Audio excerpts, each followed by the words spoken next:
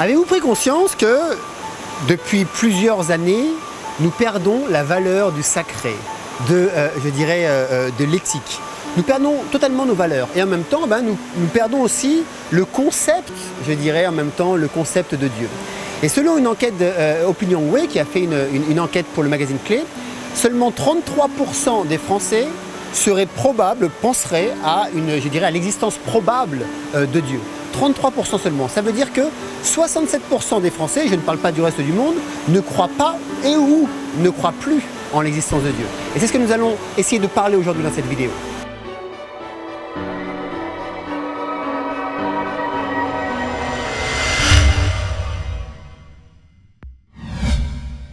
Bonjour, je m'appelle Mika Deniso, je suis le fondateur de Soul in the Mind et aussi de l'école holistique Création, l'école de coach holistique, et le fondateur du programme de Self Mastery, la maîtrise de soi. Alors je suis ici à Bali dans cet accoutrement un petit peu particulier, c'est un sarong parce que je suis dans un endroit des plus sacrés de Bali, dans le temple de Gunung Kawi, et vous allez le voir, c'est magnifique, c'est un temple qui a été sculpté à la main. Et je pense que c'était le meilleur endroit pour moi pour vous parler du sacré, de Dieu, de l'éthique et de nos valeurs que nous avons perdues aujourd'hui. Alors, que nous soyons croyants ou pas en Dieu ou en quelque chose, une énergie, une conscience, nous avons tous un besoin de se lier à un network, ou alors à une tradition, ou alors à une religion, ou alors à un groupe de personnes, ou alors se lier à un coach, à une philosophie, à un concept. C'est un besoin humain, ce besoin d'être lié, d'être relié à ce qu'on appelle un network, ou même une marque parfois. Le simple fait d'avoir la même marque et toujours de s'habiller de cette même marque nous donne un sentiment, d'identification à quelque chose de particulier. Et ce qui est intéressant à prendre en compte, c'est que nous avons tous ce besoin de croire en quelque chose, ou de croire à quelque chose ou à quelqu'un. Et il y a bel et bien une perte de croyance, puisqu'on le voit bien que plus on avance dans le temps, et moins les gens croient. Et on essaye de s'attacher à tout et à n'importe quoi. Et la croyance, essayons de définir un petit peu ce qu'est la croyance.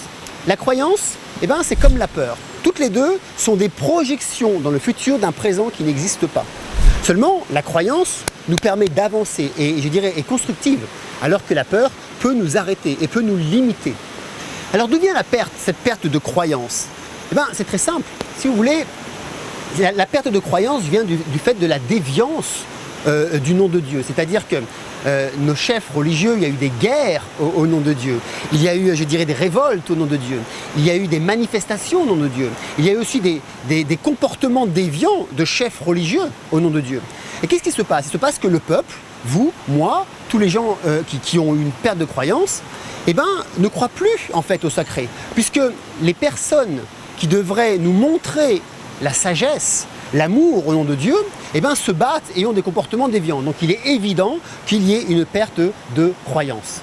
Alors, après toutes ces guerres, ces révoltes, ces manipulations, des comportements déviants de nos chefs religieux, il est clair que la croyance diminue et s'atténue.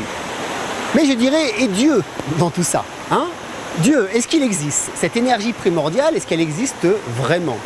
C'est ce qu'on va essayer vite fait, rapidement, d'essayer de définir là ensemble, juste en faisant un petit peu de philosophie et en utilisant la science de la logique.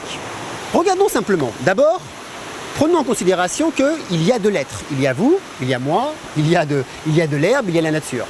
Donc ça veut dire qu'il y a quelque chose, ok ? Et que, moi et vous, on vient de nos parents, et de nos parents viennent aussi de leurs parents. Et si on prend cet entonnoir, on voit bien qu'on était 7 milliards, et puis ces 7 milliards viennent d'autres personnes, donc on descend à 7, à 6, à 5, à 4, à 3, à 2, à 1, jusqu'à arriver, on va dire, à 2 êtres originels. Ok ? Il y a bien eu, à un moment donné, 2 êtres originels pour que nous puissions être là. Et ces 2 êtres, proviennent bien aussi de quelque chose, puisque il y a une loi naturelle dans ce monde, c'est que rien ne peut venir de rien. Quand je dis rien, j'entends pas d'énergie, pas de lumière, pas d'être, rien, aucune forme, aucun mouvement. Rien, un rien absolu. Et rien ne peut venir de rien. Et il est forcé de constater qu'il y a quelque chose. Peu importe jusqu'où on va aller, chaque chose qui existe, chaque être, vient de quelque chose. Donc, quel que soit l'être qui existe, que ce soit l'être humain, que ce soit la roche, que ce soit le végétal, que ce soit l'énergie, que ce soit la lumière, cet être provient de quelque chose. Et cette chose, force est de constater que soit elle provient aussi d'autre chose, ok ? Et dans ces cas-là, ça deviendrait infini, c'est-à-dire que cet être provient d'un autre être, etc., etc. Mais à un moment donné, ça va bien s'arrêter à quelque chose. Il va bien s'arrêter à un être primordial, à une conscience particulière. Pourquoi? Parce que rien ne peut venir de rien. Donc on provient forcément de quelque chose.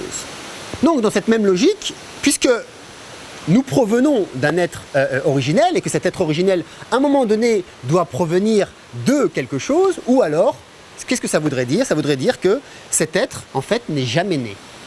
Et donc ne mourra jamais. Puisqu'il ne peut pas être né, puisque s'il est né, ça veut dire qu'il provient encore de quelque chose. Et donc il ne peut pas mourir, puisqu'il n'est jamais né. Et donc ça veut dire aussi que nous sommes ni plus ni moins que des projections de cet être primordial. Alors maintenant, vous pouvez l'appeler Dieu, vous pouvez l'appeler la conscience, vous pouvez l'appeler une énergie, vous pouvez l'appeler Gaïa, la grande mère, peu importe comment on l'appelle, mais il est clair que sous le plan philosophique et avec la logique, nous arrivons à la conclusion que, effectivement, il y a toujours eu de l'être et que nous provenons et que nous sommes une projection de cet être. Et nous sommes juste un éclatement, en fait, de cet être. Et ce sont les kabbalistes qui disent que Dieu se cherche à travers nous. Et je finirai par une phrase de Jacques Brel qui disait, alors je ne sais pas si c'est dans une de ses chansons ou lors d'un entretien, il disait simplement que Dieu c'est l'homme et un jour il s'en apercevra.